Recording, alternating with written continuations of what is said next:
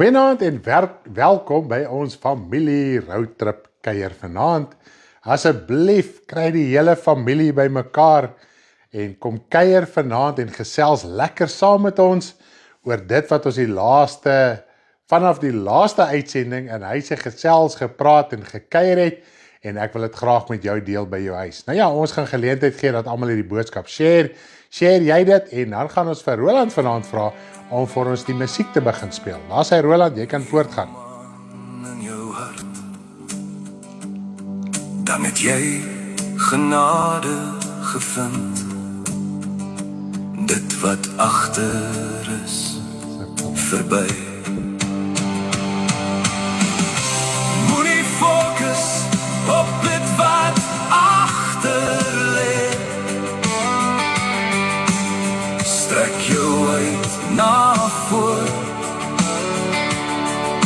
'n nuwe gesindheid in hom. Die verlede is verby. Alle foute en pyn, hy kom heel en maak gesond. Fokus nie op dit wat agter lê. Jy kan hard. SMS-ie. Nuwe gesindheid in hom. Voltooi die wedloop. Ons kuier vanaand saam met Roland en Ria, as julle gewonder het. Rein in Christus. Fokus nie op dit wat agter lê. Strek jou uit na voor. 'n nuwe gesindheid in hom. Prys die Here. Wandel in dieselfde gees, met 'n gesindheid so mooi. Ywer om die prys te kry, die roeping in Christus, 'n lewe ryk en vry. Alles lê agter, begrawe in sy dood, nie meer deel van jou, alles weggewas. Fokus nie op dit wat agter lê. Strek jou uit na voor. 'n nuwe gesindheid in hom. Yes. Fokus nie op dit wat agter lê. Strek jou uit na voor. 'n nuwe gesindheid in hom.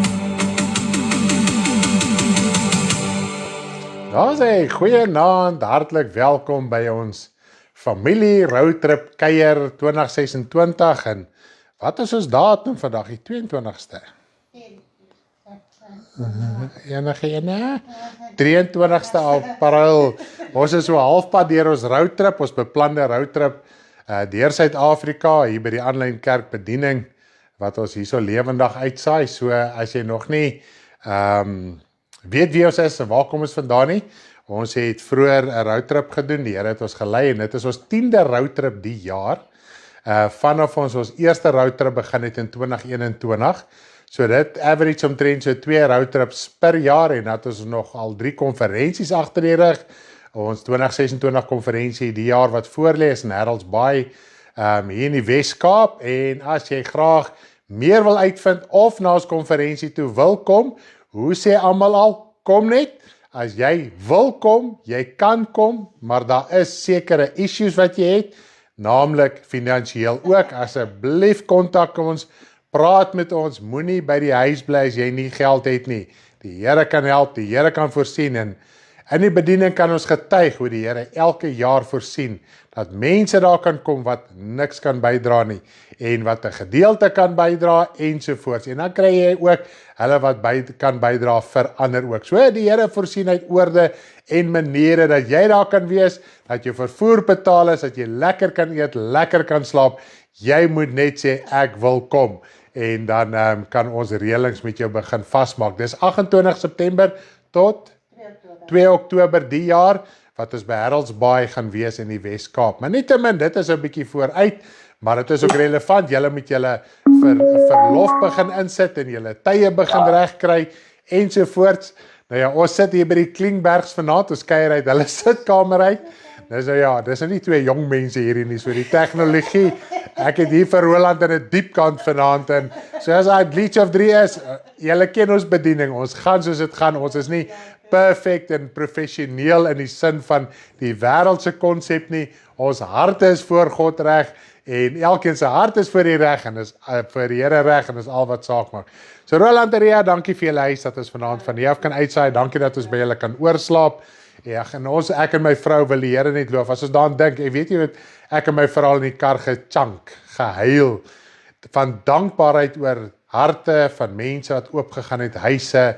Ag, dit wat die Here doen, die verlossings, die reddings, ag, alles wat net plaasvind. Nou net, as jou hart, jou siel, jou wese en alles saam met ons is, en die Here werk op 'n plek, en jy presies daai aandeel is, net sowel, jy was daar, jy het saam met ons getuig, ons is net die instrumente, om te getuig van die vrug van God se Heilige Gees.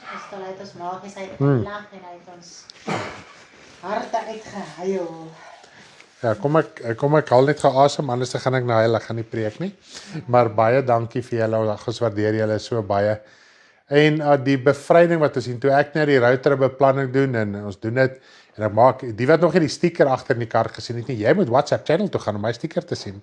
Dis te crazy, ons is rooi karretjie daar bo sien julle hom op die skerm, ons het so rooi Etios wat ons die land meer deurreis, so 'n klein karretjie, en dis hy werk vir die Here, en hy gaan en hy ry paaie, hy moet al hy potholes trotseer en al die rowwe paaie, sodat ons in gemak by plekke kan uitkom. So ons dank die Here ook vir sy voorsiening daarso.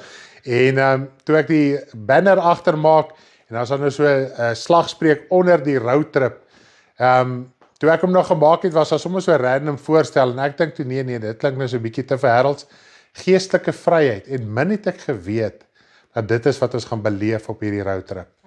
Mense wat ons jare 'n pad mee stap, elke keer, dan kuier ons by iemand, dan ontmoet ons die mense net so gou en so terloops, en dan ry ons weer, en hierdie jaar het die Here mense begin losmaak en vrymaak. Ons kan saam met hulle bid, ons kon saam met hulle gebid het, ons kan die woord met hulle gedeel het, en hulle is vry nuwe mense in die Here Jesus Christus. Is dit net nie amazing nie? En ons is so dankbaar, ek sien nou Mary se naam weer vanaand hierso. Ons is so dankbaar wat die Here tot dusver vir Mary gedoen het. Sy is daar in Loetsville in die Wes-Kaap, in die Weskus. En bly vir Mary bid, dat die Here die volkome werk in haar liggaam kan doen. Prys die naam van die Here. En weet jy wat is my so mooi? Ek en my vrou kan vanaand net agtertoe staan en kyk wat die Here doen. Ons kan net getuig vir u oor wat die Here doen. Want hier's 'n gemeente, hier's 'n geestelike familie wat saam staan, en ons is maar baie keer soos 'n gewone familie, né? Die verskille is daar, maar dit word uitgestryk, maar een ding, ons is lief vir mekaar. Ek het nou al die familie van ons gehoor. Ons kan nou verskil met mekaar, maar kyk, as iemand teen hierdie geestelike familie kom, dan staan almal soos 'n man saam. Dan keer niks nie. So baie dankie vir julle ywer en vir julle liefde. Onthou net, dis 'n groeiproses. Maak net jou hart oop vir dit wat alles uitgaan, sodat daai saad wel in jou hart kan groei. Nou ja, ons gaan vanaand oor 'n paar lekker onderwerpe gesels, soos ek vroeër genoem het. En voor ons daar gaan by uitkom, voor ons by dit gaan uitkom, gaan ons net eers lekker saam bid.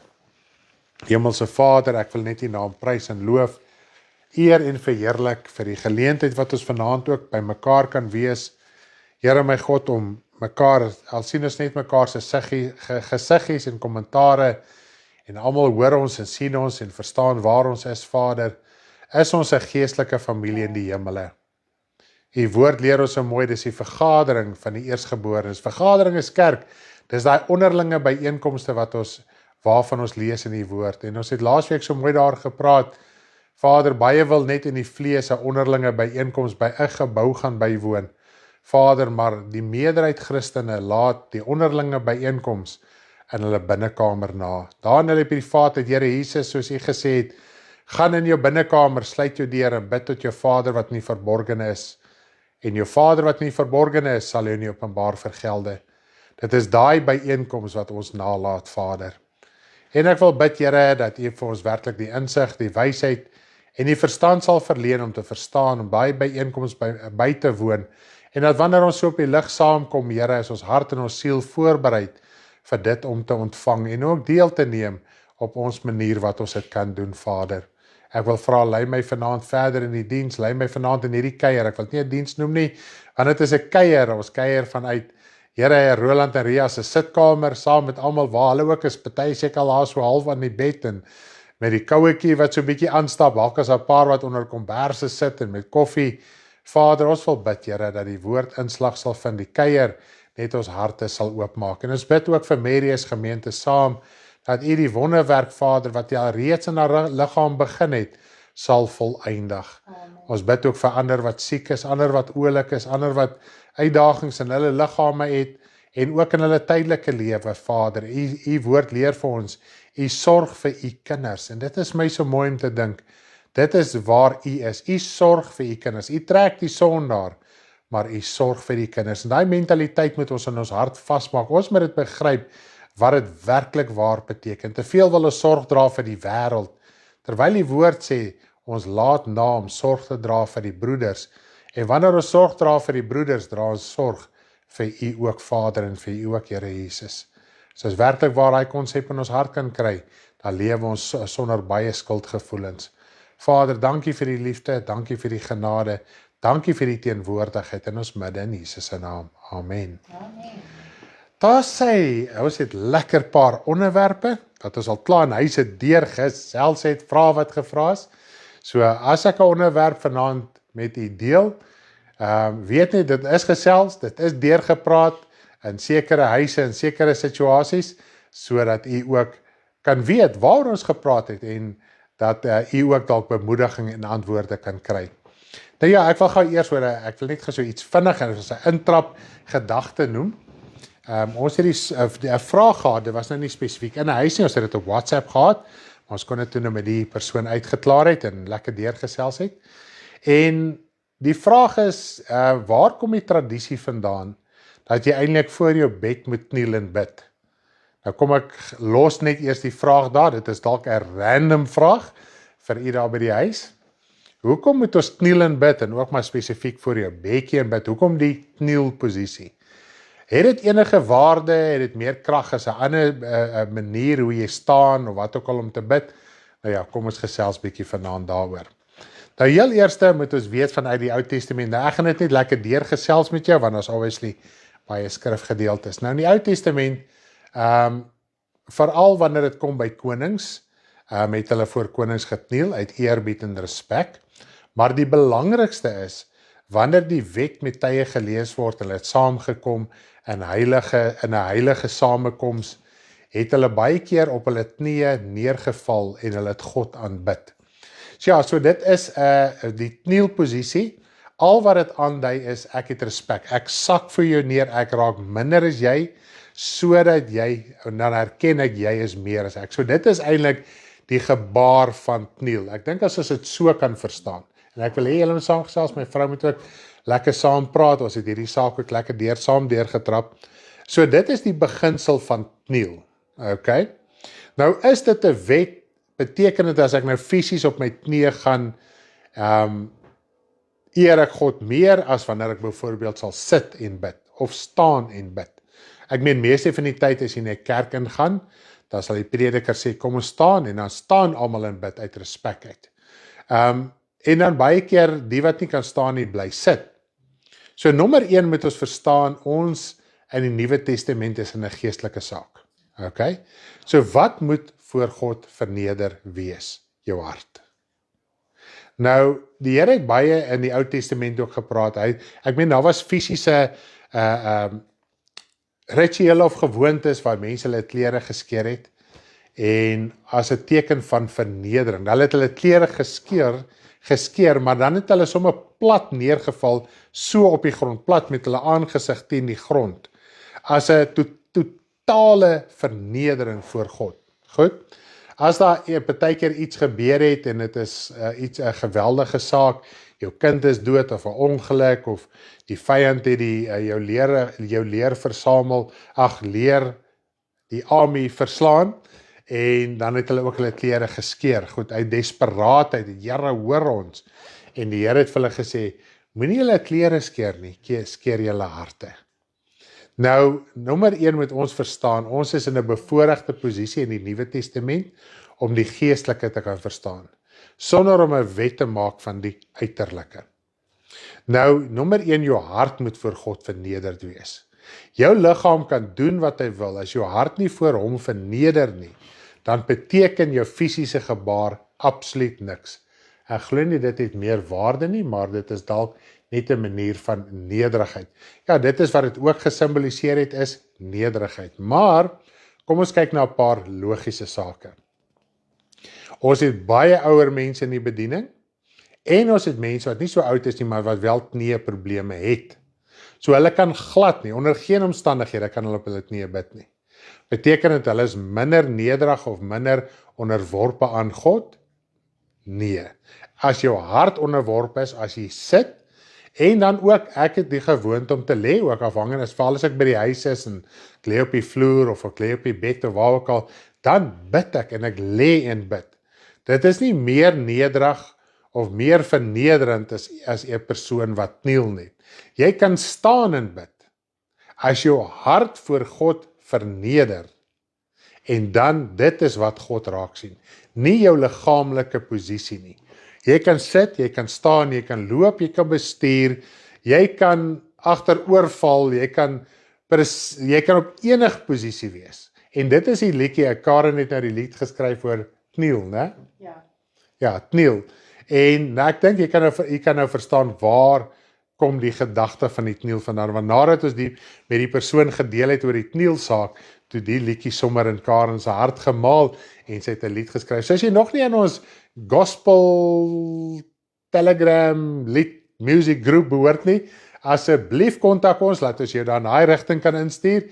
Ons het al meer as 150 liedere wat ek en Karen self geskryf en getoonset het en al die tipe van goed, dis nou mos nou die fancy woorde, net om vir jy te noem, dis nie liedere van ander mense wat ons reshare op ons ding nie, dis liedere wat ek en my vrou self geskryf het, daar is ook baie, soos ou Pinksterliedjies, ou koortjies liedjies wat ons self gesing het, en dan het ons net mooi melodie en goeders daarby gekry, met die hulp van die nuwe tegnologie wat nou daar buite is, en ek kan vir jou sê, dis partykeer 'n struggle, ons het in huise gesit, waar as die liedere so skryf, as jy hulle, so dis nie so maklik nie, want dit lyk sommer partykeer of hy liedere net kom, maar ek kan vir jy sê, dis partykeer ure se gestruggle om een lied wel die lig te laat sien. So as jy nog nie ons gospel musiek gehoor het nie, ons het 'n Telegram groep, en dit is alles daarop, so kontak ons, dan kan ons jou in daai rigting stuur.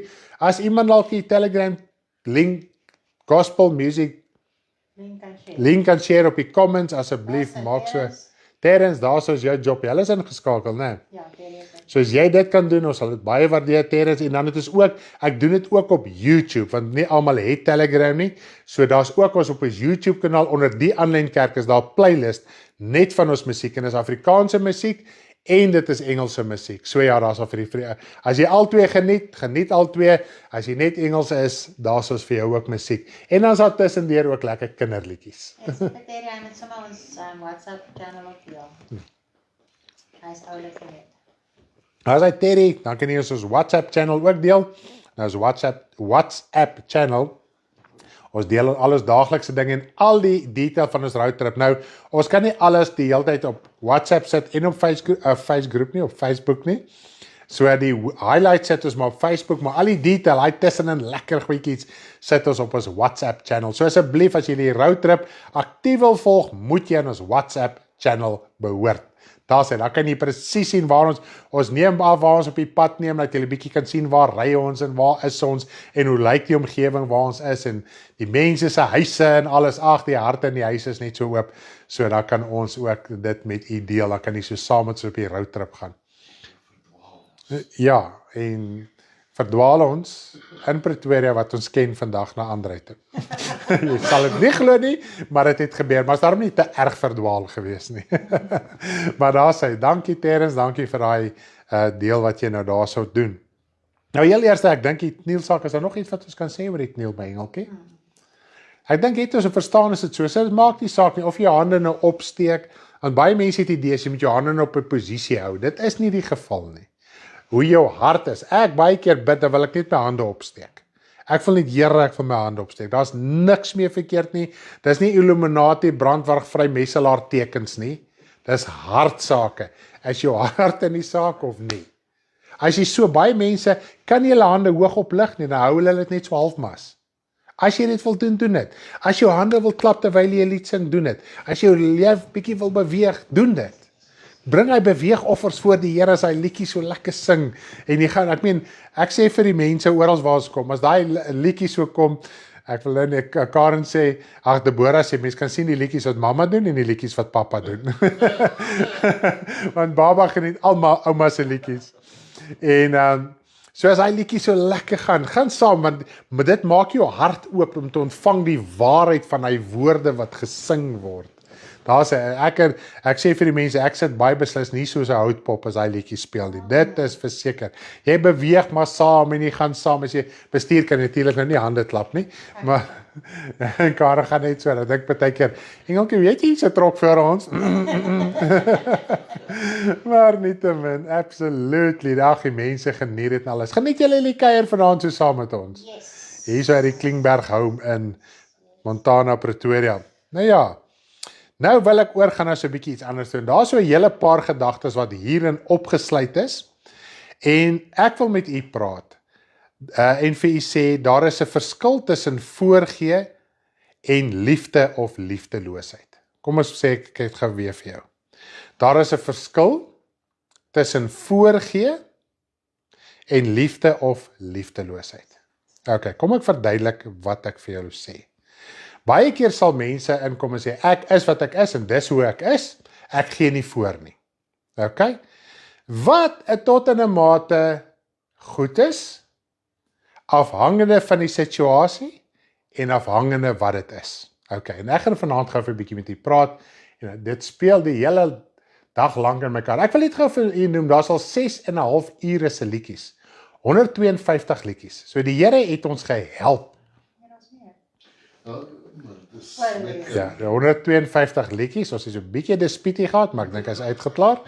152 liedjies. Dit is ongeveer al 6,5 ure se liedere. So jy kan lekker ver hy sonder om dieselfde lied dieselfde tyd 2 keer oor te hoor. Okay, maar nietemin.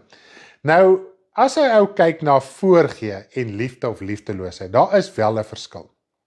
Nou, baie keer, en ek gaan begin by 'n punt, en ek gaan dit so deurwerk, sodat jy saam met my kan gesels, en praat en dalk iets sien, want dit wat ek vir noem, dit het derentyd oral in ons gesprekke deurgekom, maar ek dink ek vat dit nou dalk saam in bewoording wat so nou en dan dalk nie gebruik was nie, by die beginsel het ons die heeltyd oor gepraat. Nou ons vergoddelik baie keer ons lewenstyl, ons lewenswyse en selfs ons status. Nou wat ek hierby bedoel, ons vergoddelik baie keer ons eie lewenstyl of lewenswyse of status. Dit gaan daaroor. En ek wil hê ons moet gou na 2 scenario's kyk. Jy is dalk 'n persoon, jy het 'n redelike goeie, kom ons sê 'n gemiddeld tot bo-gemiddelde inkomste. Jy het 'n huis, 'n yskas, 'n kar, kinders op skool. Jy kan die basiese luksehede van die lewe bekostig. Nou nie oordadig nie, maar jy kan lekker oor die weg kom. Jy het jou medies, jy het jou rekeninge wat jy betaal en dan gat jy. Jy het krag en water en al die lieflike dinge. Jy kan jou huis mooi toemaak met heininge en al die dinge, 'n bietjie plantjies plant en jy is nou 'n tipiese gemiddelde persoon, gemiddeld bo gemiddeld. Dan kry jy die persoon, hy bly in 'n sinkhuis. Informele nedersetting. En ons het boeties en sissies waar daar bly. Ons het tot boeties en sissies in die wêreld, ek ken hulle persoonlik nie, maar ek weet van hulle wat tot in grotte en gate bly, om vir regerings weg te vlug vir vervolging. Okay. Nou, ons wat in 'n meer, kan men sê, materialistiese, gegoede situasie sit, Baie keer dit wat ons het, en hoe ons lewe, en hoe ons routine is, en ons status, ons vergoddelik baie keer dit wat ons het. 'n Mens maak nie so nie, en 'n mens maak nie so nie, asof dit van God is. Jy moet sis en jy moet so, want jy kan dit bekostig. Baie keer as mense vir ons vra, het julle medies, dan sê ons nee. Dan is dit amper asof ons 'n sonde doen nie, maar ons kan nie die medies bekostig nie. Het jy pensioenfonds? Het jy pensioenfonds? Nee, ek kan nie eens karversekering bekostig nie. Ek en Karen ry op die pad deur God se genade. Ek het op 'n stadium karversekering gehad, maar ons kon dit nie bekostig het, dit was net te duur geweest. En juis gegeewe ons situasie waar ons ry, bla en so voort. So my kar is heeltemal onversekerd. As ek ergens in 'n ongeluk kom of iets is, nou soos hulle sê, dan is jy in jou chops, as jy nou nie vlees vat, né? So ons vergoddelik ons plek waar ons is. En ons druk ons opinie af op ander asof dit so moet wees. En as dit nie so is nie, dan sal mense sê, ja, die Here verwag van ons om wys te wees. Ja, as ek dit kan bekostig, sal ek volgens die vlees wys wees. Glo my, as ek kan bekostig, sal ek sekere dinge doen. Ek sal dalk vir my medies kry, ek sal pensioenfonds kry. Ek en my vrou kan nie 'n huis koop nie. Die Here laat dit ons nie toe nie. Maar Paulus het ook nie hy het op 'n stadium in 'n gehuurde huis gebly en sy lewe lank wat hy bedien het, het hy vir 1 keer vir 2 jaar in 'n gehuurde huis gebly. Die res van die tyd was hy afhanklik van ander mense se goedgunstigheid of hy het in die veld geslaap. So ons lewenstyl en status. Ons kan maklik ons baie keer so inwurm daarin en skrifte in God se woord aanhaal asof God dit goedkeur en is goddelik om wel so te wees. Wat gebeur dan? As gevolg van ons status druk ons stempel af en gebruik ons posisie of eintlik misbruik ons posisie om mag en beheer en vrees te skep en te manipuleer. So ons beoefen mag en beheer mense. Want God voorsien nou dit vir my. So ek is nou in 'n posisie om te kan beheer en te kan manipuleer en om my stempel af te druk. Dit is nou insluitend teenoor mense wat voltyds die bediening uitleef. Soos byvoorbeeld ek en Karen kom, eintlik is ons glorified hobos. Goed? As die mense baie keer vra hoe kry hulle inkomste, sê ek vir hulle, mense voorsien, mense se harte is oop. Die Here voorsien op 'n manier en verduidelik ons vir hulle, dit maak nie bose nie. So eintlik iemand wat nie 'n standvaste inkomste het nie, hy's afhanklik van handouts, hy's afhanklik van ander mense se goedgunstigheid. Nou moet ek en Karen by mense gaan sit wat finansiëel byvoorbeeld sterk is, wat hulle lewe kan beplan, alles loop klop disselboom in die vlees. As daar 'n probleem is, daar's een of ander polis of backup of medies of wat die geval ook al mag wees en dit kan uitgesorteer word. Nou moet ek vir daai persoon sê, hoorie, so maar jy is 'n onwyse maagd. Dit wat jy doen is verkeerd. En dan misbruik mense baie keer hulle finansiële posisie om selfs ons in die bediening te onderdruk. En dis wat die woord sê, jy mylband daai bedienaar. Want sodra daai bedienaar reguit met jou praat, dan kom jy vanuit jou posisie van finansiële standvastigheid en jy beheer daai prediker of jy wil hom beheer. Nou, u wat al ons bediening ken en al saam met ons gekuier het, ons kan nie en ons mag nie en ek en Karen laat dit nie toe nie. Ek sal laat eerder 'n ou uit sy huis uitjaag voor ek nie die waarheid sal praat nie. Amen. En ek en Karen was al daar. Ons was al daar wat mense uit hulle huis uitgejaag het. Ons was al daar dat ons finansiële tekorte gekry het, dinge in die vlees verloor het, maar vir die waarheid sal ons nie terugstaan nie. Die woord sê, wie voer 'n regstryd in die waarheid? So daai regstryd sal ons bly voer solank as wat die Here vir ons genade en krag gee om dit te doen. Maar ek wil net dit by u nalat. Jou lewenstyl in die vlees en jou gewoontes wat jy het. 'n Mens doen dit nie so nie. Eers in die oggend doen jy dit, dan doen jy dit. Mense sit so, jy was die skottel goed so, jy draai so om, jy hang jou was goed so, bla bla bla. Dis niks met God te doen nie. Dis 'n gewoonte wat jy het. Dan vergoddelik ons daai gewoonte. En eintlik as ons sien die ander persoon het nie daai gewoonte nie, verag jy dit. Ek wil net gou vir iets noem. Ons het vanmiddag die vraag gehad, hoe bespreek ons gastehuise? Sê ons nee, afhangend. Ons kan nie maande voor die tyd sorteer nie. Ander mense sê nee, hulle moet voor die tyd weet. Weet jy wat? Nie hulle opinie of my opinie is goddelik nie. Ja, is waar. Ek kan nie vir hulle sê, man, los hierdie beplanning, nonsens van julle en lewe so nie. Nee, as jy dit kan doen, go for it, dis jou gewoonte. Ek kan nie jou gewoonte afbreek wat niks met God se saligheid uit te wy nie, maar as jou gewoonte skade aanrig aan 'n ander persoon se innerlike, dis wanneer daar begin probleme kom in God se oë. Ons wat selfs nou besigheid het voel gemylband, weet nie of dit sin maak nie. Ja, dit is ons maar, ek kan nie besigheid op 'n slim manier op enigiets doen. As jy met daai stryd en hy loop, so jy voel ook genaamd. Ja, so 'n persoon wat sy eie, ek praat van 'n ware kind van die Here wat vir homself werk en selfs in besigheid. Jy word uitgenooi na die besigheid se moed, braai of geselligheid of wat ook al. As jy nie wil gaan nie, dan sê jy hy is nou nie 'n team player nie. So elke ou het sy druk. Jy wat in jou eie besigheid is ook, jy moet besigheid doen volgens God se woord.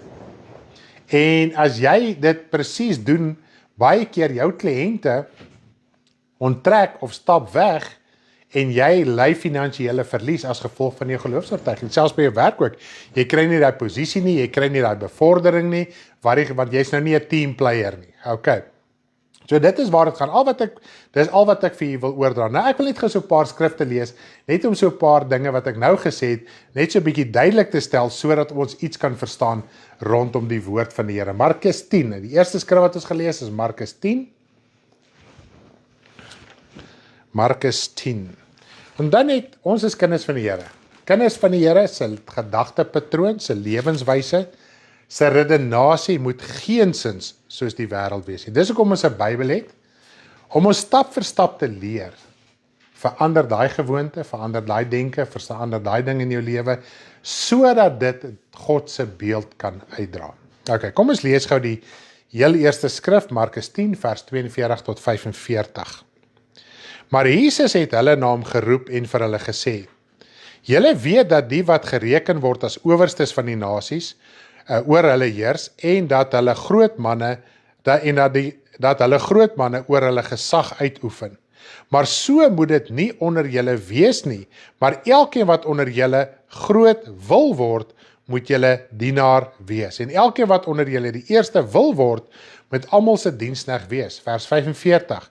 Want die Seun van die mens het ook nie gekom om gedien te word nie, maar om te dien en sy lewe te gee as 'n losprys vir baie. Nou, die Here Jesus sê, in hierdie wêreld heers die wêreld met gesag oor mekaar, met autoriteit, en selfs baie keer met dreigemente, en die woord sê, selfs ons as kinders van die Here, moet dreigemente los. Moenie jou kind dreig nie. Tree op, of maak nie saak wat jy gaan doen nie, jy gaan die gevolge van jou besluit dra.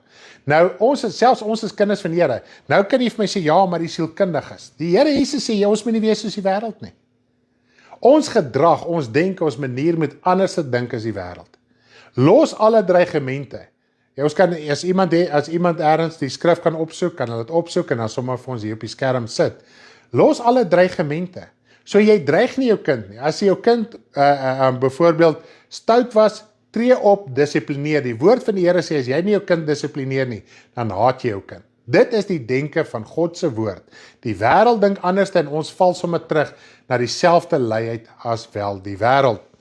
Nou, die Here Jesus sê selfs in die besigheidswêreld, in hierdie wêreld, broeders, so moet dit nie onder julle wees nie. Maar as jy die meeste wil wees, moet jy die dienaar wees. So moenie jou magsposisie, jou status en jou lewenstyl gebruik om jou wil af te dwing op ander en te dreig en te manipuleer nie. Goed, so dit is wat die Here Jesus hier ons begin leer. Alright.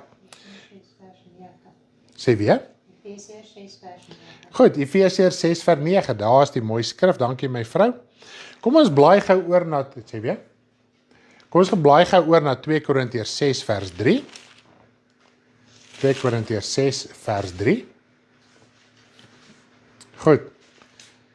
2 Korintiërs 6 vers 3.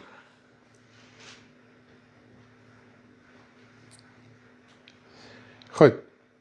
Ons lê nie die minste hindernis in die weg nie, sodat die bediening nie beklad mag word nie. Goed. Kom ons bedink net die skrif. Nou ek nou baie gesê, so ek gaan 'n skrif te doen wat puntsgewys nou uitgewys het wat ek tot dusver gesê het. Hy sê ons moet die dinge doen wat die bediening kan beklad nie. Nou dis een van die onderwerpe waaroor ons gepraat het. Iemand het my gevra, nou ek gaan gou vir julle 'n getuienis lewer. Iemand het my op die roadtrip gevra. So dis nie 'n beskimping of wat ook al nie. So as jy hierdie gewoonte het, luister aandagtig wat ek vanaand sê, want ek het hierdie eintlik met 'n paar mense op dieselfde tyd deurgetrap. Okay. Iemand het vir my direk gevra, hoekom sê mense is rook 'n sonde? En sê die Bybel iets oor rook, en is dit 'n sonde? Okay. Kom ek verduidelik vir julle gou iets. En dan gaan ek nog skrifte daarna lees, en ek dink dan kan jy iets begin verstaan wat ek probeer sê tot dusver. Goed. Nou rook is 'n uiterlike sondige gewoonte. Goed. Nou kan jy vir my sê Stanley, maar die fisiese rook is dan nie sonde nie. Kom ons kyk gou na die woord. Nou nommer 1 sê die woord, alles moet in liefde geskied.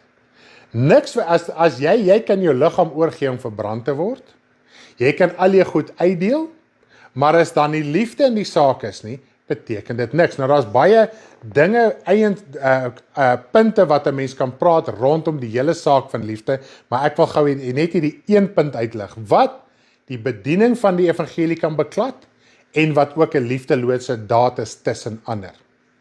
Kom ons vat byvoorbeeld, die onderwerp was rook gewees, die fisiese rook, sigarette rook, of vape, of wat die geval ook al mag wees. Nou ons weet, medies, wetenskaplik, as iemand rook, en daar is 'n persoon in daai persoon se geselskap wat nie rook nie, die nie-roker word meer vergiftig deur die rook wat uitgeblaas word, as die persoon wat die rook doen. Okay? So as jy in die teenwoordigheid van iemand rook, wat nie rook nie, vergiftig jy sy liggaam, jy's besig om sy gesondheid te benadeel. So dit is liefdeloos, want doen aan ander wat jy in jou geself gedoen wil hê. Jy wil nie hê iemand met jou gesondheid benadeel nie, so moenie 'n ander persoon se gesondheid benadeel nie. En dit is ook nou hierso waar die punt inkom, waar mense sê, man ek is myself, man ek gee nie om of ek vir die pastoor rook of nie, die pastoor is nie God nie, ensovoorts. Wat die geval is, pastoor is nie God nie. En ook mense het dit amper maar direk vir ons ook gesê. Ek gaan nie voor julle voorgee nie, ek vat my dampie. Maar, terwyl jy alleen in jou kamer rook, benadeel jy niemand se gesondheid nie. Sodra jy, en ek en Karen is ook mense, die ander persoon wat nie rook nie is ook 'n mens. So deur jou gewoonte te beoefen, benadeel jy 'n ander persoon se gesondheid. Dit is waar die probleem begin inkom. Alright? Ek wil nie ons met dit hard, ek beskimp absoluut niemand nie. Dit is gesprekke wat ons gehad het met meer as een persoon juis oor hierdie saak. So, nou kom die mense, ja, ek gee nie voor nie. Maar, as jy iets doen, wat 'n ander persoon benadeel, geestelik of liggaamlik, is dit nie liefde nie. Okay? So, maak nie saak dan wat 'n evangelie jy bedien nie. As 'n mens daai houding van het, man, ek gee nie voor nie, ek rook vir almal, dit traak my nie, jy's eintlik 'n selfsugtige mens. Dan maak nie saak waar jy die evangelie bedien nie. Al is dit op 'n plek waar jy nou op 'n oomblik nie rook nie. Jou gesindheid het nie verander nie. So jy bedien eintlik uit 'n spiteful gesindheid uit, want as jy voor mense kom, is daar 'n spiteful, daar selfsugtigheid. En die liefde soek nie sy eie belang nie. Alright? So die liefde soek nie sy eie belang nie. So voor daai persoon wat jy nou sit en rook, soek jy jou eie belang, wat daai persoon se gesondheid benadeel. Alright? Ek dink ons verstaan dit so, en soos wat ek sê, ek het hierdie gesprekke direk, soos wat ek met u praat, het ek so voor mense gesit wat dit wel gedoen het. Nou kom ons gaan na 'n fynere punt toe, en ek wil eers die volgende skrif lees, sodat ons bietjie verder kan gesels, want anders gaan almal stak nou net by die rooksaak. Kom ons gaan verder. Okay. Die volgende skrif wat ek graag wil lees, is 1 Korintiërs 8 vers 10 tot 13. 1 Korintiërs 8 vers 10 tot 13.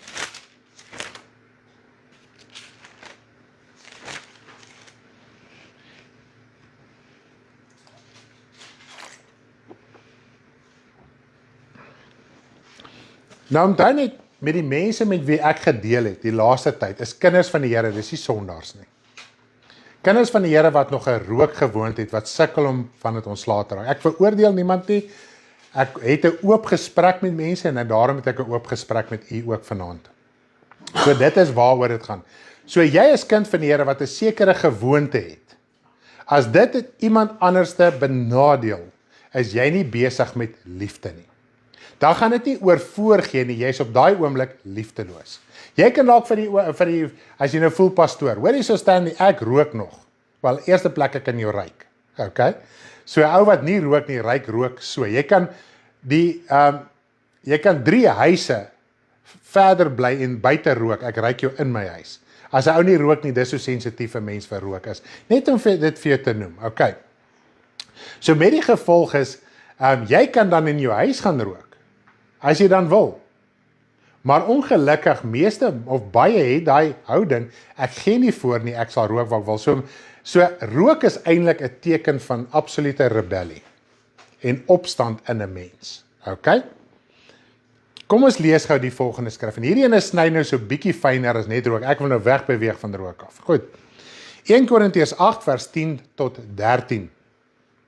Want as iemand jou wat kennis het, nou hierdie hele gedeelte gaan oor om afgodsoffers te eet, afgodsoffers vleis te eet en nie te eet nie.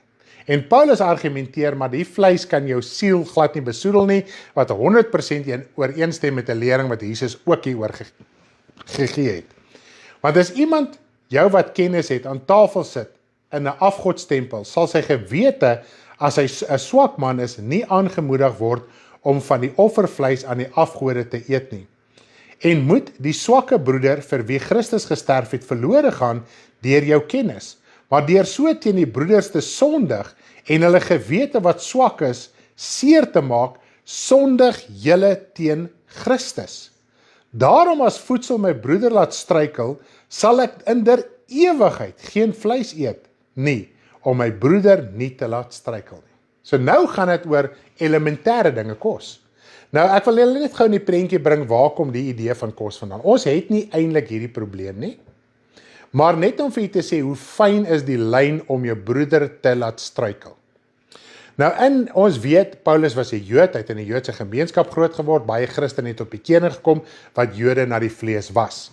Nou in die Joodse godsdiens het hulle geleer volgens die wet, ek dink is Levitikus 17, as ek dit nie mis het, 17 of 11, gaan kyk maar self gerus, praat die woord van al die verskillende onrein kosse, wat jy mag eet en nie mag eet nie. Nou onder andere mos die bekendste is vark. So kom, ek gaan nou maar net bly by die vark, daar's natuurlik baie ander ook, maar kom ons bly maar by die beginsel van vark. Wat Paulus hier skryf, baie Jode het tot bekering gekom, hulle het die Here Jesus aangeneem, maar hulle sit nog met hierdie saak en hulle het geleer, varkvleis is sonde. As jy dit eet, word jy verontreinig. So, hulle gaan nog groei na die kennis toe. Nou, maar terwyl hulle nog swak is, terwyl hulle nog begin in die evangelie, gaan hulle voel, as hulle nou sien, jy eet varkvleis, gaan hulle voel, jy's besoedel en jy's op pad hel toe. Nou, as jy daarvan bewus is, en as Paulus daarvan bewus is, hierdie is nou Jode, hulle het pas tot bekering gekom, hulle verstaan nog nie, dis die kennis waarvan hy praat. Dis die kennis van die hele Bybel, dis die kennis rondom hierdie saak. Dan sal hy nie vark eet voor daai broeder nie, want as hy die vark gaan eet, gaan daai broeder struikel. Maar daai broeder, ek gaan hom leer, en hy gaan 'n pad stap, en hy gaan tot die kennis kom, en dan gaan jy met vrymoedigheid saam met hom 'n lekker bytjie eet. Okay? So dit is waar dit gaan. Nou die beginsel hiervan is, wat se gewoonte, en nou kan jy verstaan in die begin wat ek probeer vertel het van jou lewenstyl. Jy kan jou lewenstyl so vergoddelik en op mense afdruk en sê, man, dis wie ek is, ek gee nie voor nie. Maar, wat word besoedel? Die persoon se gewete. Wat is die gewete? Die innerlike, die siel. So wat se gewoonte is? By jou huis kan jy dalk jou gewoonte beoefen. En is nou problem. Okay? Ek gaan nou by die punt van selfbeheersing uitkom. Maar sodra jy tussen mense is, moet jy dit nie doen nie. Terwille van liefde. Nie terwille van ek gee nie voor nie. Terwille van liefde. Ek het baie keer op 'n stadium toe ek na kerke toe uitgenooi was om te predik. Het ek al gewoond om casual te predik, want dit het al klaar die ding begin raak in die Christelike kerk. Dan het ek by daai prediker gaan uitvind. Hoor hierso, hoe is julle gedrag van 'n persoon wat moet preek. Sê 'n dresscode van die prediker, nie van die gemeentelid, dan net ek gaan nou as prediker. Dan sê hy predikers, verkieslike das en 'n baadjie. Dan trek ek my das en my baadjie aan. Klaar, dan. Want as ek op hy platform gaan staan, en ek is 'n struikeling in daai gemeente wat nog oortuig is, 'n bedienaar se dresscode met 'n pak klere wees, en ek laat daai persoon struikel oor die woord. Nou beklad ek die woord as ek weier om my das en my baadjie aan te trek. So my das en my baadjie kan 'n struikeling veroorsaak. Dan beklad ek die evangelie. En as ek die evangelie beklad, dan beklad ek 'n mens, want waaruit bestaan die evangelie? Uit die mensheid. En dit is wat Paulus sê, maak nie saak, wat is die saak nie, dis nie wat die woord van God ons leer, dis hoe die Here dit aan hom geopenbaar het, dit is liefde. So as ek by jou huis kom, jy weet byvoorbeeld wat is ons siening, jy weet wat sê die woord van God, en jy wil nou jou 7de land movie eers klaar kyk, terwyl ons sit in die sitkamer, dis liefdeloos. Want jy weet, die woord van God sê, dit besoedel jou innerlike, nou wil jy jou sondige ding wat jy op die televisie kyk, afdwing op die persoon wat die woord aan jou kom verkondig. Dis liefdeloos. En daardeur besoedel jy 'n ander persoon se gewete. Nie dat my gewete sal nie seer gemaak wees nie, glad nie. Dis net 'n kwessie van nou druk jy iets op my af, en forceer my om iets saam met jou te kyk, wat teenstrydig is met God se woord. Hoerery, moord, al die tipe van goeders, skinder, kwaad praat, alles gaan op daai oomblik, op daai televisie uit. En dis heeltemal liefdeloos om dit te doen. So dit gaan nie oor voorgee nie. Okay. Ek dink ons het die beginsel van voorgee en liefdeloosheid en liefde heeltemal verkeerd. Goed, nou, die ander saak wat ek wil, okay, kom ons lees gou eers die 1 Korintiërs 9 vers 19 tot 23. 1 Korintiërs 9 vers 19 tot 23. En onthou wat ek vir julle gesê het in die begin, ek het hierdie ding, ons het hierdie sake in huise deurgepraat, ek herhaal dit teenoor u, dat u ook in die gesprek kan kom en ook kan weet waaroor ons wel gepraat het. 1 Korintiërs 9 vers 19 tot 23, kom ons lees gou daarso. So jy kan nie van iemand verwag om saam met jou in die sonde te deel nie. Dit sê, wag nou eers, net gaan eers die sonde klaar doen en dan kan ons aangaan nie. Die oomblik as jy weer as 'n persoon wat nie besig is met die sonde nie, moet jy jou sonde afsit, jy moet jou sonde een kant toe sit. Okay, anderste rig jy skade aan God se werk. Goed, want alhoewel ek van almal vry was, het ek my aan almal diensbaar gemaak, om soveel van hulle as moontlik te win. Vir die Jode het ek geword soos 'n Jood, om die Jode te win. Vir die wat onder die wet is, soos een wat onder die wet is, om die wat onder die wet is te win. Vir die wat sonder die wet is, soos een wat sonder wet is, al is ek nie sonder die wet van God nie, maar onder die wet van Christus, om die wat sonder die wet is te win. Vir die swakkes het ek soos 'n swakke geword, om die swakke te win. Vir almal het ek alles geword, om in alle geval sommige te red. En ek doen dit ter wille van die evangelie, dat ek 'n deelgenoot daarvan kan word. Hoor mooi wat is die hele beweegrede hierson. Wanneer Paulus wel by 'n plek gekom het, het hy 'n situasie gesien en verstaan. En op daai oomblik het hy geweet, okay, dis wat ek moet doen. Dit is wat ek moet doen om hierdie persone te red, sonder om die sonde te doen. So hy het sy tradisie, sy wil, sy status, sy karakter, sy idee, een kant toe geskuif. Sodat hy met daai persoon kan sit en gesels oor die reinheid en die heiligheid en die redding en die verlossing van die evangelie van die Here Jesus Christus. Goed? Ons weet Paulus het geen moedwillige sonde gestreek gehad nie, so ons kan niks wat hy hier sê interpreteer dat hy sonde saam met mense gedoen het nie. Al wat hy sê, ek het die wet van Christus, en die wet van Christus is heiligmaking. So hy het ingekom en hy het swak geword. Hy het hom nie gaan aanstel nie. Kom ons sê byvoorbeeld, hy kom by 'n persoon wat heeltemal down and out is. Hy's arm, hy is stikkend, hy's gedaan. Het hy net daar ingestap met 'n selfvoldane houding nie. Hy het ingestap asof hy 'n persoon is, wat in presies daai selfde posisie verkeer. Hy het hom op daai vlak gaan ontmoet. Hy het nie 'n rammetjie uitnek gespeel en gesê, weet jy, as jy die Here dien, sal dit beter gaan met jou, en foute begin uitwys in die vlees, wat vir hom sê, dit is hoekom jy daar is nie. En ek dink as ons dit kan verstaan, hy sê, ek het alles vir almal geword. Hoe ver is ons bereid om ons karakters, ons idees, ons status, ons lewenstyl, ons sondige gewoontes weg te skuif, een kant toe te skuif, terwille van die evangelie, sodat ons 'n deelgenoot daarvan kan wees. Ons skei onsself af deur middel van ons eie karakter, gewoontes en rebellie en ego, man ek gee nie voor nie, ek is wie ek is. 'n Mens moet, terwille van liefde, jou karakter prysgee. Nou wil ek oorspring na die volgende punt toe, oor selfbeheersing.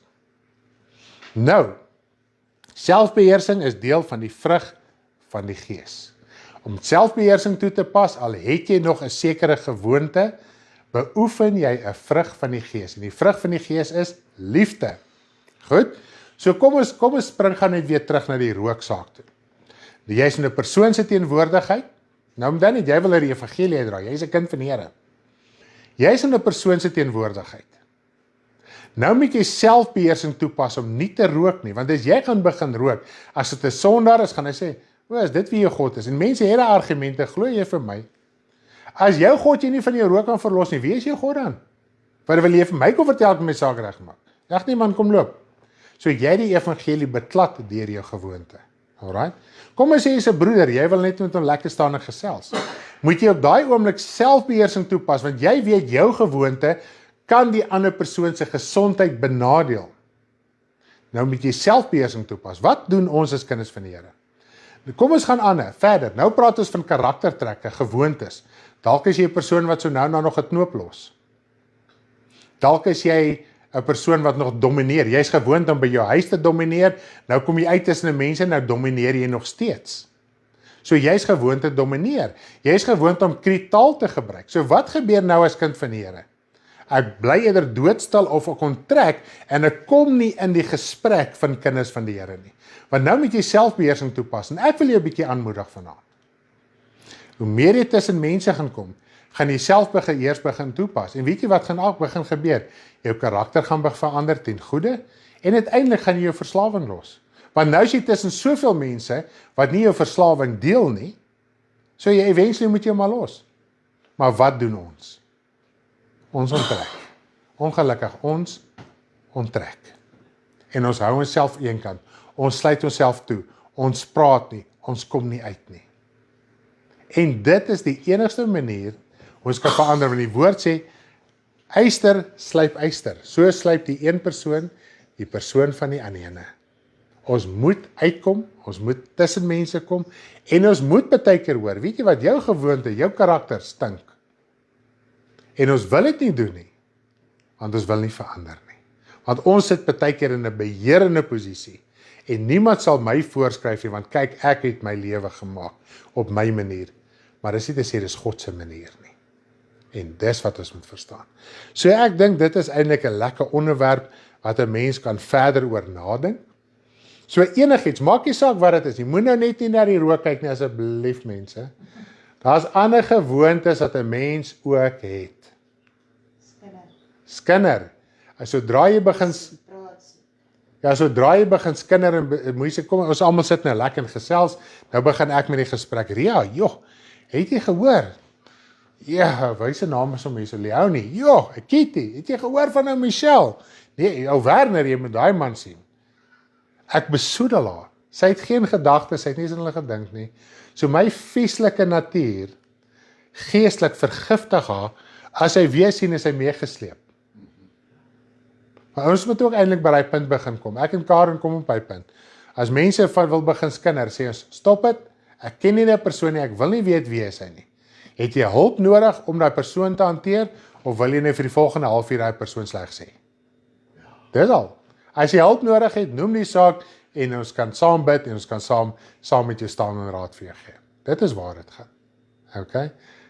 Dit is subtiel. Die woord sê, die kwaadsprekers sal God se koninkryk nie ingaan nie. So ons kan mense besoedel met ons kindermond, ons tongmond, ons verbittering. As jy nog bitter is teenoor iemand, gaan soek geestelike hulp. Moenie net praat omdat praat is nie. Want die woord sê so besoedel jy almal rondom jou ook. Daar sê so daai gewoontes moet ons aflê. So kom tussen die geselskap. En skinder jou skinder dat jy kan sleg voel na die tyd. Jy skinder net 'n paar keer en jy voel net 'n paar keer sleg en iemand sê net vir jou 'n paar keer, weet jy wat, jy is 'n skinderbek en dan gaan jy babiekeer jouself vandag. Okay?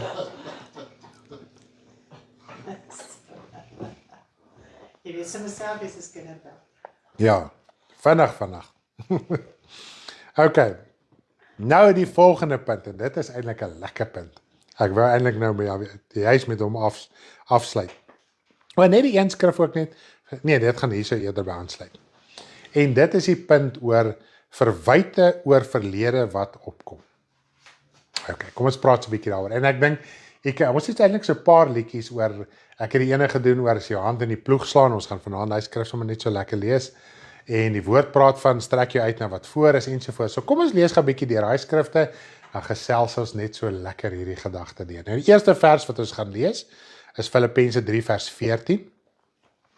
Filippense 3 vers 14 in die Nuwe Testament. Lees lekker saam met ons. Dit is na Efesiërs, né? Ja, na Efesiërs. Filippense 3 vers 14. Ek gaan net daai een vers vir ons lees.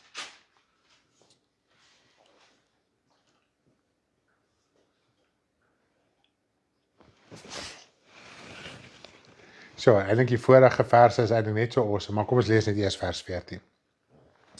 Maar een ding, ek vergeet die dinge wat agter is en strek my uit na wat voor is en jaag na die doel om die prys te verkry van die hoë roeping van God in Christus Jesus.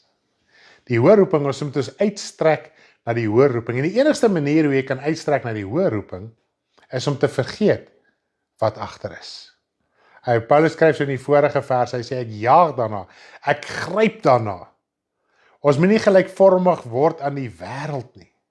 So ons moet uitstrek, ons moet 'n sondige lewe, ons sondige dinge vergeet. Nou wat so mooi is, ek dink baie van u wat vanaand luister en ingeskakel is, kan saam met my stem, voor jou bekering het jy hoeveel keer probeer 'n goeie lewe lei? Hoeveel keer het jy die sonde las probeer afskud uit jou eie krag en uit jou eie manier uit? Dit hou vir 'n rukkie en dan is jy weer back to square one. En as jy elke keer terug gaan na back to square one, is dit erger back to square one as wat dit was. So eintlik wat gebeur is, daai gewoonte in jou begin wortel te skiet, meer as ooit van tevore, want nou kom hierdie vlees agter, hoor jy wil hom los, en dan gryp jy nou al hoe meer vas, okay? So jy dra las van sonde saam met jou. Die dag met jou wedergeboorte, en dit is wat nou so mooi uitgekom het met Lani se doop, het die Here daai las van jou verlede afgesny. Jou hele verlede, maak nie saak wat jy gedoen het nie en wie jy was nie. So daai las wat jy saam gesleep het, is weg, gone. Dis hoekom met jou wedergeboorte het jy vir 'n dag of 6 of 'n week of 2 hierdie geweldige verligting ervaar.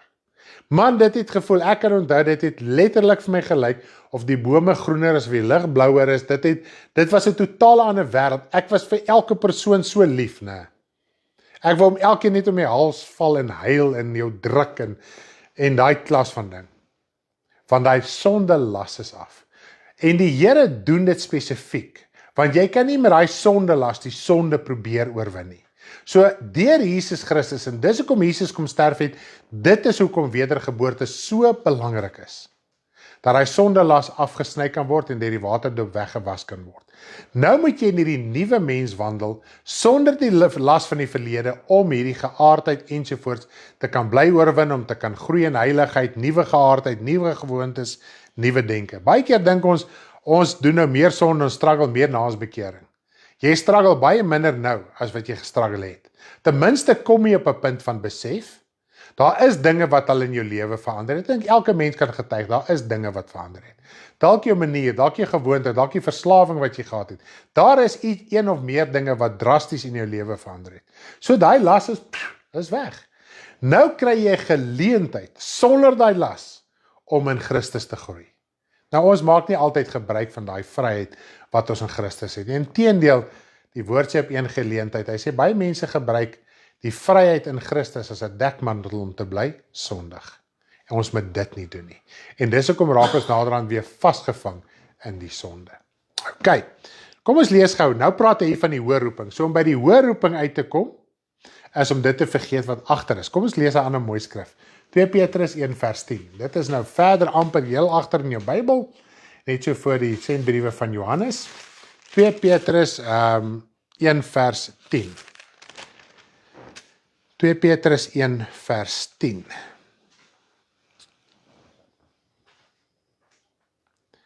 Daarom broeders moet julle des te meer beywer om julle roeping en verkiesing vas te maak, want as julle dit doen, sal julle nooit struikel nie. So kom ons sit hierdie 2 verse saam. Paulus skryf hier in Filippense van hierdie hoë roeping, om daai hoë roeping se prys te verkry.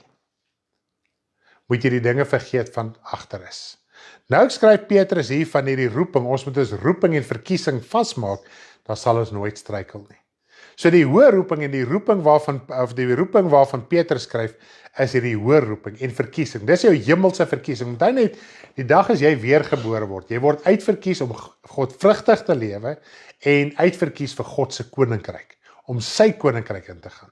Dis die hoë roeping. Die hoë roeping is een of ander begeesterde, snaakse iets en jy gaan in die lug rondloop en vuur blaas en spoeg en al hierdie tipe van goed. Nee, dis 'n roeping van nederigheid, om die minste te raak.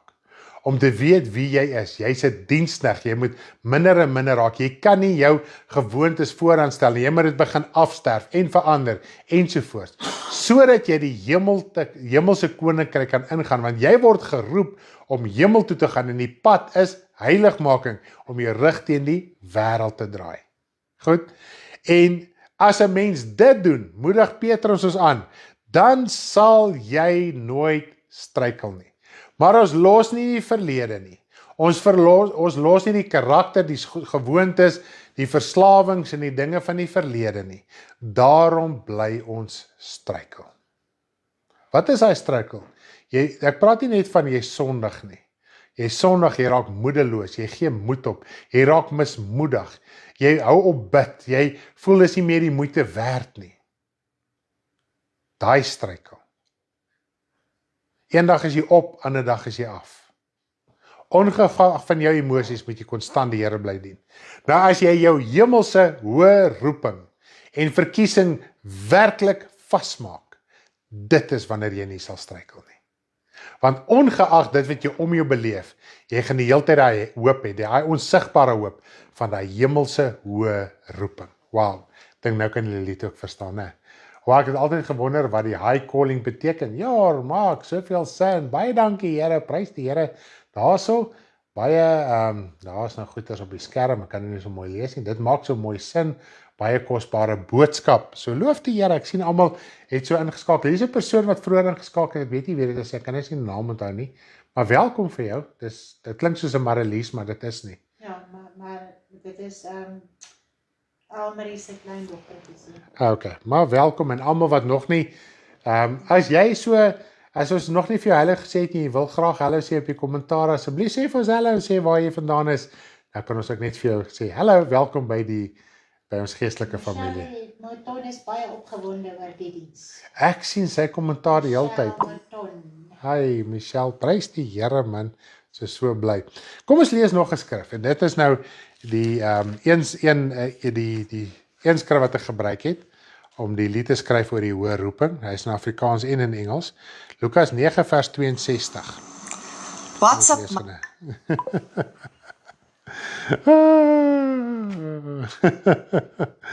Ons het 'n hele storie hierso vanaand. Hierdie boombox jy is wakker vanaand. Lukas 9 vers 62. Maar as ons lees vanaf vers 18, gaan waar is ek? Is dit? Nee, ek is verkeerd. Dit gaan oor hoe Jesus gevolg moet word. Hoe Jesus gevolg moet word. Dit lees ons nou van vers 57 af, waar die Here mense geroep het om hom te volg en mense het verskonings gehad. Dan kom ons lees net vers 62. En Jesus antwoord hom: niemand wat sy hand in die ploeg slaan en agtertoe kyk is geskik vir die koninkryk van God nie. Wow, hoe tref die woord in my nou en ek het die lied geskryf? Kom ons lees gou weer. Waar staan dit, ekskuus? Lukas 9 vers 62, jammer. Lukas 9 vers 62. Hi pastoor, okay, daar soos almal. Hallo tannie Karen, my ma. Ja, dis haar ma. Renette is van vereniging. Ons gaan nog vir Renette ook lekker kuier op pad terug. Ja, en Lydia van As het ook gesê, hulle van vereniging, toe sê ek, ons kan nie wag om dit te ontmoet, dis die van Asse. Ja, ons gaan hulle kuier. Eerste keer dat ons hulle in lewende lewe gaan kuier. Dit is familie van Isie. Net in kort. Kom ons lees gou weer. Lukas 9 vers 62. En Jesus antwoord hom: niemand wat sy hand in die ploeg slaan en agtertoe kyk, is geskik vir die koninkryk van God nie. Niemand wat agtertoe kyk na hy ou gewoontes, die ou natuur, ou karakter, en bly daarna kyk en bly daaraan wandel, en dit bly sy verskoning gebruik, dit is maar wie ek is geskik vir sy koninkryk nie. Engels praat hy van is worthy of my kingdom. So, ons moet vanaand iets as kinders van die Here verstaan. As daar iets is wat jy so vashou, wat jy voel, Here, ek bid al lank hier oor ek weet nie, telefoon op en bel vir my en Karen. Wil jou aanmoedig? Daar's geestelike hulp, ons gaan nie oor jou saak skinder en kwaad praat nie. Ons ken ons verpligting, dit wat ek vanaand vir julle bedien het, oor kwaad praat en goeters, ons beoefen dit self, so ons weet waar kom dit vandaan, ek het jou meer lief as wat ek die hel lief het, so daarom sal ek nie van jou kwaad praat nie. En as ek die hel lief het, gaan ek van jou kwaad praat, maar ek het nie die hel lief nie. Ek het nie Satan lief nie, ek het nie sy koninkryk lief nie. So met die gevolg is, as jy werklik geestelike hulp nodig het, asseblief kontak ons, maar in jou persoon, begin dit te oordink. Hoe ernstig is jou ewige lewe? Hoe belangrik is dit vir jou?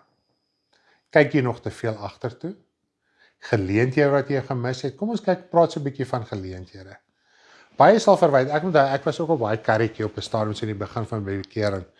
Nou ek het die potensiaal gehad om beurse te kry, universiteit toe te gaan, en ons seuns is maar net lui. Sê die skool, ek dink, ja, as jy nie meer gewerk het, dan kon jy nou beurs gehad het, en kon nou hierdie grand geleerdheid gehad het, maar ek dank die Here, ek het dit nooit gehad nie, so ek is maar dom prediker. Paulus sê, verdra my en my dwaasheid. So ek het by die Here geleer om sy woord te verstaan, nie by 'n teologiese college nie, of universiteit nie. So het die Here ons geleer.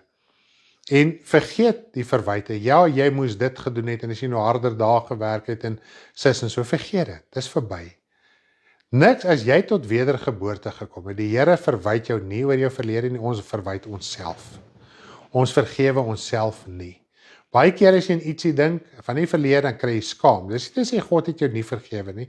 As jy weergebore is, alles voor jou wedergeboorte, het God jou van vergewe. Dit is baie keer het dit nog steeds 'n impak, jy het 'n karakter gevorm, as gevolg van die manier hoe jy groot geword het as sondaar. Nou baie keer onthou jy nog daai verlede, maar God gaan dit nie teen jou hou nie. Dis baie keer net om jou ook te laat verstaan, jy moet nie terug gaan soontoe nie, maar dan kan ons baie keer so top oor die verlede, en hier is ook 'n ander ding, wat ons ook moet leer. Waar sê die skrif? Hy sê, ons moet nie eers, in Spreuke praat hy daarvan, moenie eers die sonde ophaal nie, moenie eers die verkeerd ophaal nie, want dis soos 'n hond wat terugkeer na sy uitbraaksel. Hy sê, noem nie eers die sonde in julle midde nie. Moet dit nie eens noem nie. Moenie eens daar praat nie. As jy wil iets van getuig, ek was 'n alkoholist, moenie aangaan oor hoe jy gedrink het en geparty het, en jy was die party animal nie. As jy wil sê, ja, ek het rof gedrink en ek was die party animal, maar die Here het my verlos, hy het my vrygemaak. Begin in die nuwe lewe te wandel, vergeet van jou verlede. Deur net te getuig van jou verlede waar jy vandaan kom, gaan nie redding veroorsaak vir die mense met wie jy deel nie. Beweeg aan, kom verby daai oomblik van bekering. En beweeg aan, moenie gaan stil staan by die dag van jou bekering, daarom sal groei plaasgevind het. Sodat jy kan begin getuig van die opstandingslewe, die verlossende krag van God in Jesus Christus, wat nou in jou lewe plaasvind. Net voor die diens toe, ek sien daar's 'n minuut verby voor ons kom, toe sê ek selfs die minuut wat nou verby is, moet ons vergeet. En dit was doodse stilte daai minuut gewees. Selfs wat ek in die begin gepredik het, ons moet vorentoe beweeg. Wat het ons hier uitgeleer? Wat het ons uit vanaand se bediening uitgeleer? Wat kan ek saamvat? Wat het ek geleer wat my hart so aangeraak het, dat dit my karakter verander, my denke verander, my manier verander? Dit is hoe God se woord lewend is in ons hart. Maar ons staan dit deur ons eie tradisies, ons eie gewoontes en ek gee nie voor nie, dis wie ek is. Dis liefdelose karakter. Dis liefdelose denke. En weet jy wat? Dit verander en verdraai die evangelie. En ons het ook gepraat oor 'n ander ding die laaste tyd. En ons het dit laasweek genoem. Uit wat se gees bedien ons? Net om jy vinnig daaraan te herinner. Ons kan maklik wys na 'n valse predikers uit wat se gees hulle bedien. Maar as ons nog in baie opsigte nikkerig, opstandig en rebels is, teen dinge wat ons weet wat in ons lewe moet verander, dan bedien ons, maak nie saak waar ons is en teenoor wie nie, bedien ons met daai nikkerige, opstandige geaardheid.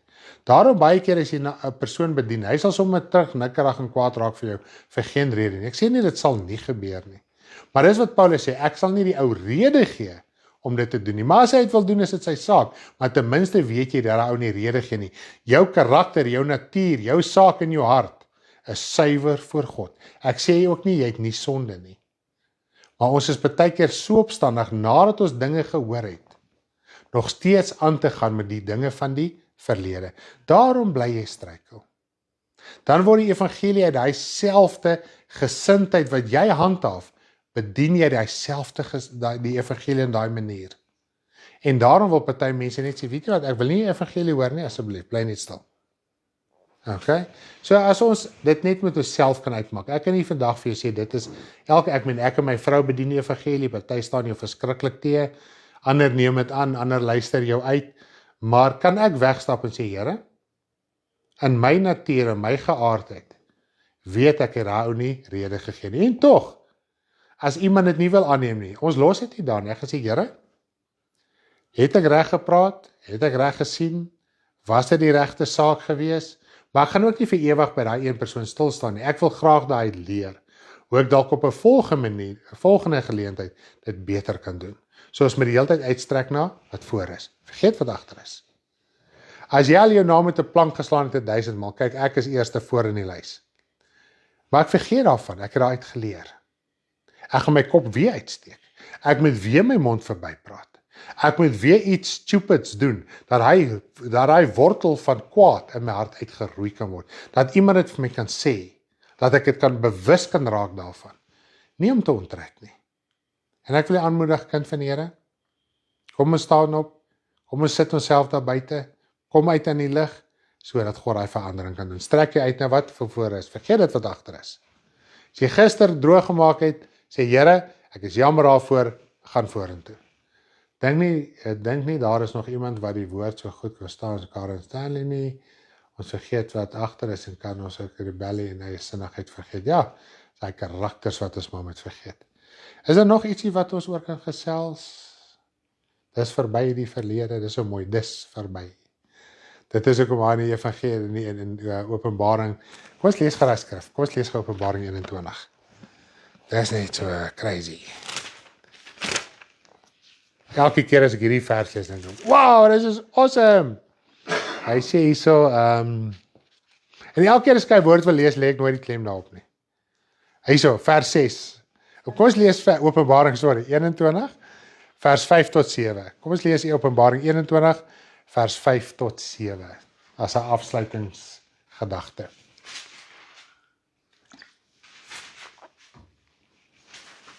Openbaring 21, vers 5 tot 7. Hy sê, en hy wat op die troon sit het gesê, kyk, ek maak alles nuut, en hierdie is na die wit troon oordeel wederkoms alles wat verby is. Amen, ek het altyd gebid en die Here gevra as ek ooit 'n prediker kry wat my kan antwoorde gee. Prys die Here, Lally, sy is so opgewonde saam met jou. Hy sê, ek maak alles nuut. Dit is nie 'n wat refurbishment nie. Dit is nie soos ou goeders wat jy nuut maak. Hierdie is nuut, splinter nuut, brand new. En hy het aan my gesê, skryf, dis nie 'n restaurasie nie, dit is 'n nuut, okay? Skryf, want hierdie woorde is waaragtig en betroubaar. Vers 6. En hy het vir my gesê, dit is vir verby. Prys die Here, by God is dit verby, die hemel en die aarde wat hy gemaak. God het geen sentiment in hierdie aarde en hemel nie. Dit is verby, dit is bevlek met sonde, dit gaan vernietig en verbrand word, it's done. God kan iets niets maak. Hy is nie afhanklik van hierdie aarde en dink ek, dis die enigste ietsie wat ek ooit kon gemaak het wat die moeite werd was nie, kom ek red dit nie. Nee, dis verby, hy maak 'n beter ene. Prys die Here, sien uit na 'n beter, na 'n nuwe ene. Dit is verby, ek is die Alfa en die Omega, die begin en die einde, aan die dorstige sal ek gee, uit die fontein van die water van die lewe verniet, daar is nie geldjies in die hemel nie, almal is equal daarso. Hy wat oorwin sal alles beerwe, jy sal alles in die ewige koninkryk wat God daar het beerwe, die hemele is joune, dis jou hoë roeping, dit is waarvoor jy geroep is, alles in God se koninkryk, as jy in Christus sterf en jy het volhard, is alles in die hemele ook joune, dis wat die Here gesê het in 'n gelykenis met die verlore seun vir die oudste seun, alles wat myne is joune, alles in God se koninkryk is joune, al sy gawes, al sy liefde, al sy vrug, alles in die hemel, en ons kan nou al daarvan gebruik en ons doen dit nie, want ons bly by die verlede. Strek jou uit na wat voor is. Alles in die hemel is joune, as jy te sterwe kom. Kom ons los die verlede. God het die verlede gelos. Tyd moet uitspeel, siele moet gered word, dinge moet nog gebeur, maar God het geen sentiment in hierdie wêreld nie. Goed. Is dit amazing, hè? Awesome. Hy wat oorwin sal alles beerwe, en ek sal vir hom 'n God wees, en hy sal vir my 'n seun wees. Dis hoekom in God se koninkryk.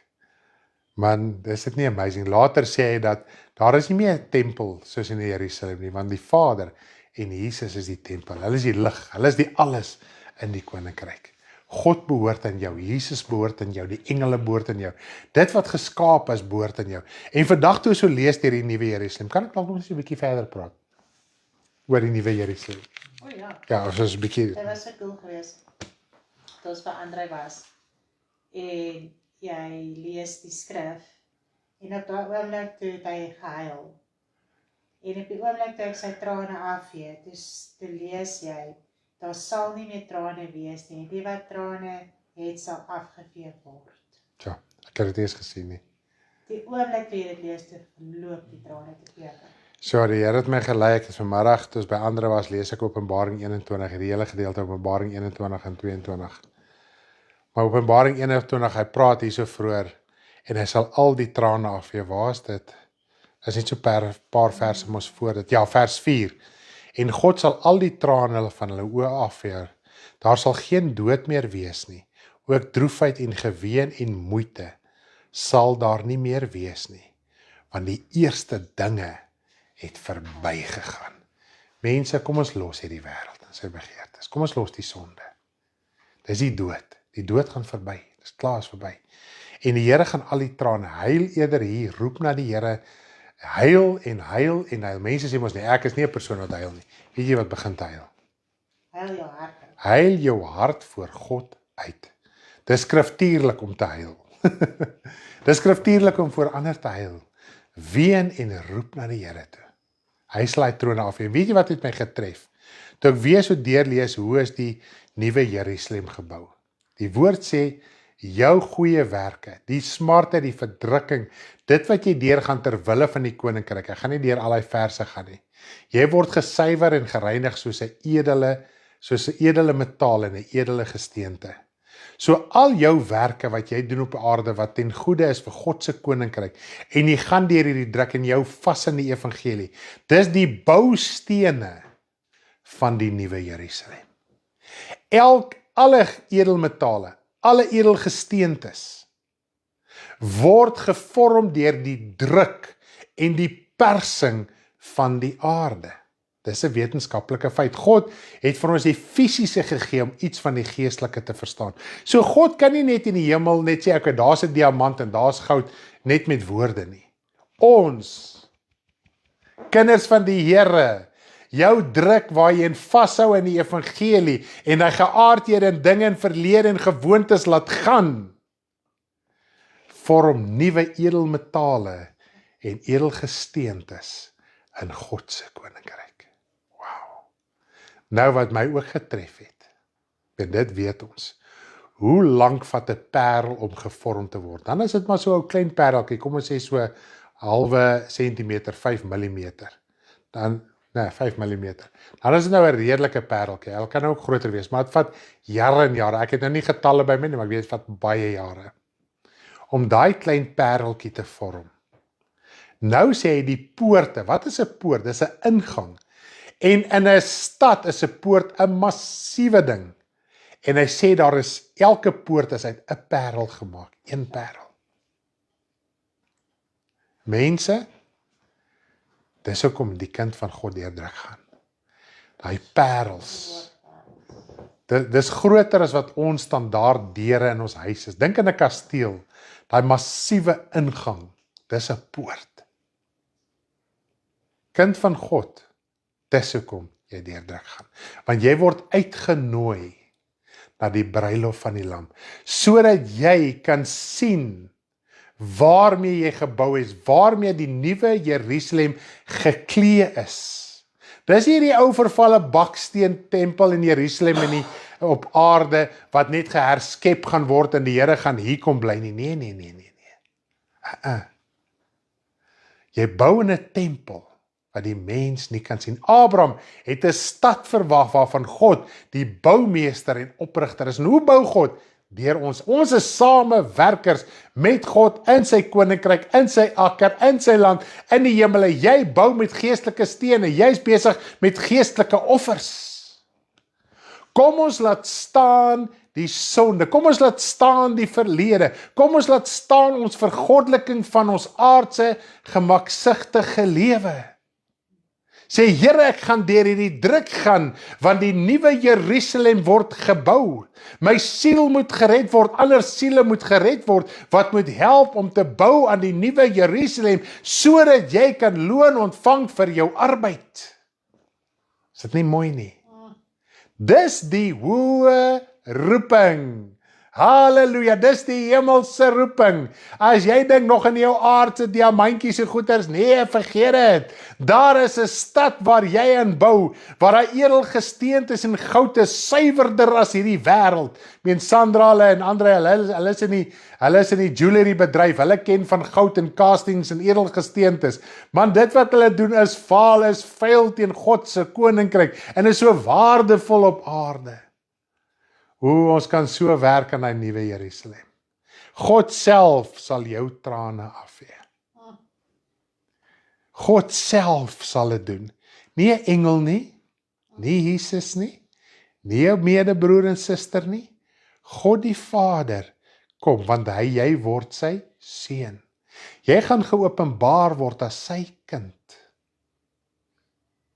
Nie ons is sy parels nie. Dit moet ons ook verstaan. Dis so 'n kinderliedjie.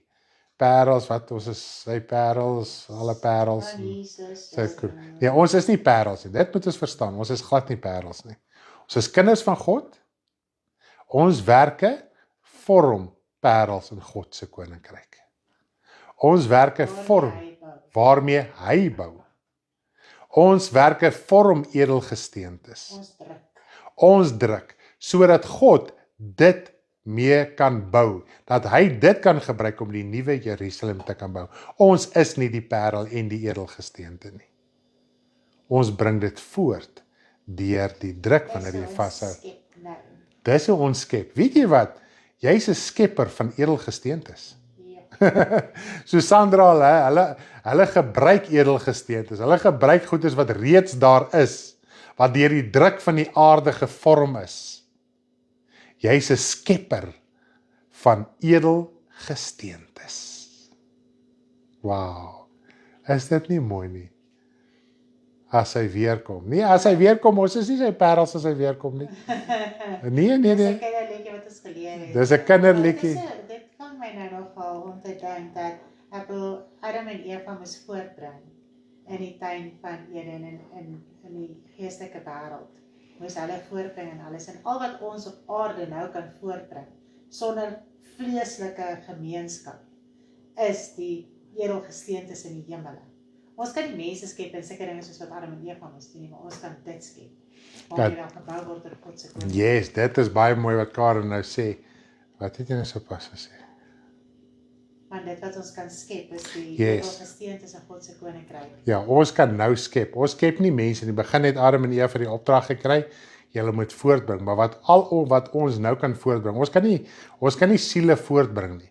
Ons kan daai edelgesteentes voortbring. Ons kan God se koninkryk verkondig sodat hulle uit God gebore kan word. Dat hy nuwe siele uit God gebore kan word. En so skep ons en bring ons boustof voort. En daai boustof is al hierdie edelmetale en edelgesteente sodat God daarmee kan bou. Dis hoe jy werk saam met God sodat hy daarmee kan bou. Dis kom die woord sê. Die martelare, hulle wat gedood word vir die getuienis van Christus en die woord van God. Daai getal moet nog vol word, want die nuwe Jerusalem se boustene en boumetale is nog nie klaar nie. Daar moet nog kom. Want hy is huge, hy is massive. Besef nou niks van daardie aardse beteken iets nie, of het waarde net jou geestelike lewe. Dit is presies net so. So jy kan skep. Wow, dis amazing. Op aarde sukkel hulle mors dood om die goed na te maak. Maar geestelik skep jy suiwerder edelgesteentes, edelmetale as wat ooit op die aarde geskep kan word. Dit het jou druk. En dit uitdruk as jy gaan vashou. Ja, want dis die vloek wat gekom het. En nou die Here Jesus ons Christus ons losgemaak. Nou kan daai vloek se druk, as ek dit so kan stel, maak dat jy kan voortbring. Yes.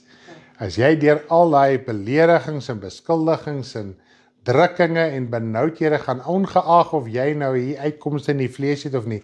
Jesus vertel 'n gelykenis van Lazarus bedelaar. Hy het gesterf van honger en siekte. En hy is God se koninkryk in. So as jy vashou aan jou geloof en jy wankel nie, dan bou jy en jy bou en jy bou en jy bou en jy bou. Vertrou die Here, geloof, vertrou die Here, geloof en wankel nie, prys die Here. Wil julle hoor roeping vas, is julle opgewonde oor julle hemelse roeping? Kom ons druk deur, kom ons gaan deur. Dan net selfs ook, as jy nie wil bid nie en jy gaan bid, jy forceer daai liggaam, jy sal gaan bid. Jy is besig om 'n edelmetaal of 'n edelgesteente in God se koninkryk te vorm. As jy teenstrydig met die drange van jou liggaam optree wat God se koninkryk gaan bevorder, die eerste en die belangrikste is gebed. God te soek, voor sy aangesig te wees. Dan bou daai stene, want baie kan nie meer uit hulle huis uit gaan nie, as gevolg van siektes, omstandighede, hulle kan nie eens meer hulle tree by hulle huise uitsit nie. Jy kan begin saamwerk en hy gebeur is. En as God begin werk, het jy aandeel. As God begin werk, het jy aandeel, want jy sit jou vlees eenkant, in plaas om nou daar, soos die ander wat by die huis sit, die ander pensionarisse wat by die huis sit, wat heeldag sit en televisie kyk, kan jy sit en bid, en jy kan die tyd uitkoop, en dit is jou druk. Dit is jou druk dat die edelmetale na vore kan kom. Wow, is so mooi. Almal ons werk saam, die een het nog voete en hy moet beweeg, die ander het nie meer voete nie, hy het omtrent nie eens meer knieë nie. Maar jy kan werk, ons almal kan bid. Jy is nooit te oud of te jonk of te ryk of te arm om te kan bid nie. Almal kan bid. Prys die Here. Kom ons koop die tyd uit dat ons eendag ons loon kan sien wanneer hy nuwe Jerusalem so uit die hemel neerdal op die nuwe hemel en aarde, nie op die aarde nie. Hy gaan verbrand wees, hy gaan gone wees. Op die nuwe hemel en aarde, dan gaan jy sien jou werk. Jy word uitgenooi om dit te sien.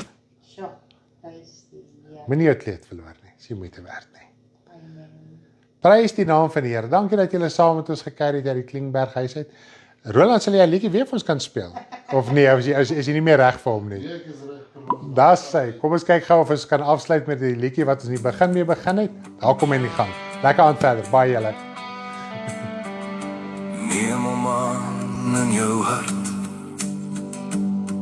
dan het jy genade gevind.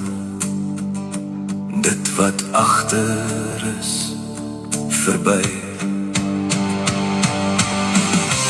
Moenie fokus op dit wat agter lê. Strek jou uit na voor. 'n nuwe gesindheid in hom. Die verlede is verby. Alle foute en pyn Hy kom heel So, foute pyn. Wow. Dis so. en maak gesond. Fokus nie op dit wat agter lê. Strek jou uit na voor. 'n Nuwe gesindheid in hom. Voltooi die wedloop. Vervul jou roeping. Rein in Christus. Fokus nie op dit wat agter lê. Strek jou uit na voor. 'n Nuwe gesindheid in hom. Wandel in dieselfde gees. Met 'n gesindheid so mooi. Ywer om die prys te kry. Die roeping in Christus. 'n Lewe ryk en vry. Alles lê agter, begrawe in sy dood. Nie meer deel van jou. Alles weggewas. Fokus nie op dit wat agter lê. Strek jou uit na voor. 'n Nuwe gesindheid in hom. Fokus nie op dit wat agter lê. Strek jou uit na voor. 'n Nuwe gesindheid in hom. Nice die Here. Dankie dat julle ingeskakel was. Lief vir julle. Bye. Bye meis. Bye meis. Oupa lief jou baie. Bye julle almal lief vir julle verskriklik baie.